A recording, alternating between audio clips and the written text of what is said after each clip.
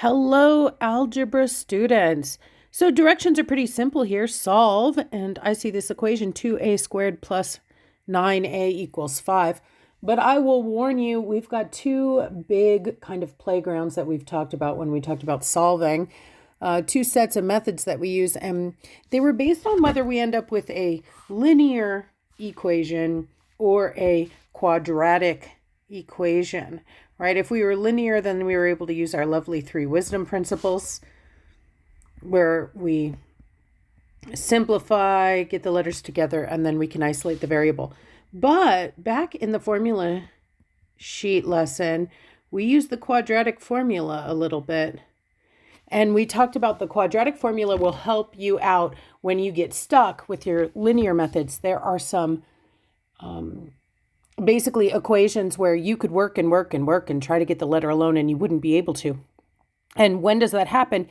It's when you see both the square term and a regular variable term in the same problem. It's going to be really hard to isolate those without knowing some special methods. And so that was when we used the quadratic formula. Now, it isn't the only method. There are at least three, probably four methods of solving quadratic equations you will learn in college, and I've even seen others. But it is a nifty one because it always works, and also because we have formula sheet skills. So that's the way that we are going to do this. So first thing you need to know, though, is this is not in the right form to use the quadratic formula. So what am I talking about? Well, I know that I can use the quadratic formula, because of this a squared term. Also, there's some other clues, these funky kind of answers here that look like the quadratic formula, right? Negative b plus or minus the square root, they're in that form. And also the fact that there's two answers in each of these. In the beginning one, we have these plus, minus. That tells me there's two answers, an answer where you add and an answer where you subtract. In these back ones, you can just see straight up easy two answers. And so all these clues that it's a quadratic and it's time for the quadratic formula. However, in order for the quadratic formula to work, you have to have all the terms, every single one, the square term, the plain old variable term, and the constant term, to the same side of the equation so that the thing equals 0. Sometimes I joke that a quadratic equation is like a party. You get everybody to the same side. Instead of that linear equation where you're trying to get everyone alone, you are trying to have a party. And right now, little 5 is left out. He's not over there. And so this is not in standard form. And so I cannot use the quadratic formula. I have got to move the 5 over to the left-hand side of the equation with the others. And so what I'll do is I'll subtract it. And you can see why I say you need a different method, because this is exactly the opposite of what we usually do. Usually we're trying to get the numbers away from the letter, and with the quadratic, we get everything together. And now let's see what our new equivalent equation will be. So I still have my 2a squared term. Now careful, I can't take 5 away from 9a, so I still have my 9a. And what am I going to do with that minus 5? I'm just going to slap it right there. And now the whole thing will be equal to 0. Now it's in what we call standard form. Some number of a squareds plus some number of plain old a's plus or minus a constant, a plain old number.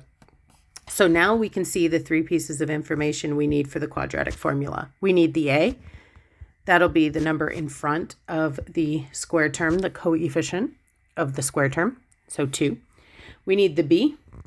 That will be the number in front of the plain old variable term, the a term in this case, and so that will be a 9. And we need the c, which is the constant. Careful to take its sign with it. It's not 5, it's negative 5. And now we can plug into that quadratic formula, which, no, you don't need to have memorized for the GED. It's on the formula sheet. You can just copy it down. But you probably will have to memorize it for college algebra, fair warning. So if you do, go on the internet and look for the Pop Goes the Weasel song for the quadratic formula to help you. And I'm going to butcher it right now because I cannot sing. I am much better at algebra.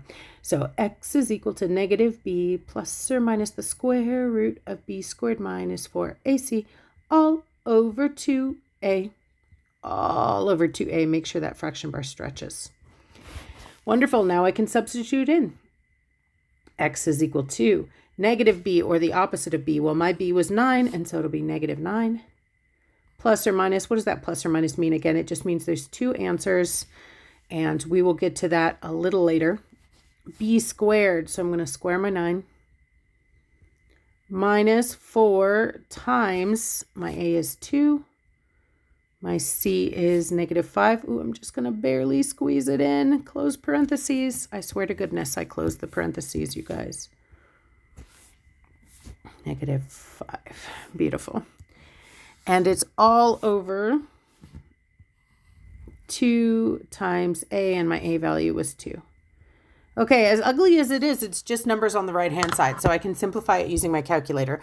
Now, good wisdom principle is to do it on as 3 chunks on either side of that plus minus sign, like we'll do this part first, then this part, then this part in our calculator. So x is equal to, well, negative 9, there's nothing to simplify. I'll just leave that there. Plus or minus.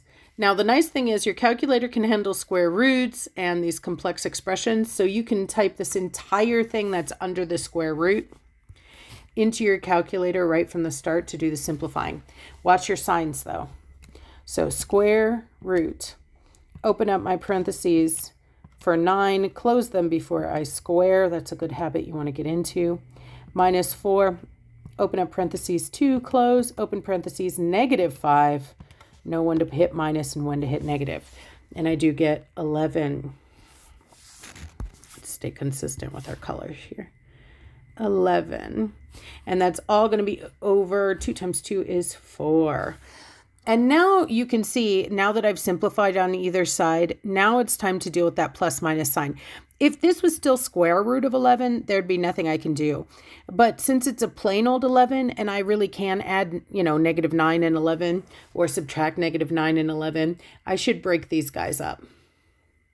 What I'm saying here is that there's one answer where I add, negative 9 is plus 11 over 4.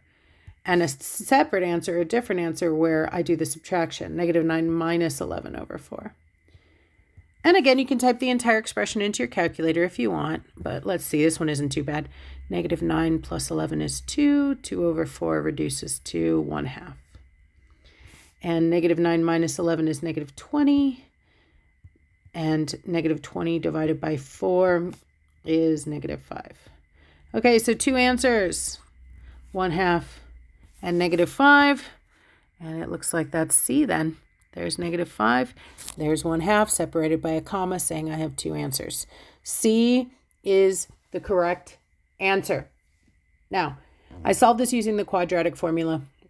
I like teaching you guys the quadratic formula in this unit because I can just slip it into the formula lesson for my advanced level students and you guys won't get overwhelmed. But do be aware when you go on to college, you're going to learn all these lovely different methods for solving quadratics, and you'll be able to choose the one that you like best for any given problem. Some of them, it's easier to use the formula. It's kind of the long, slow way up the hill. Some of them, it'll be easier to use a method called factoring. There's graphing you can do in your calculator. There's a lot of different ways to tackle these. But anyway, we went the long, slow way, and it works just fine. So C is the correct answer here. All right, happy learning.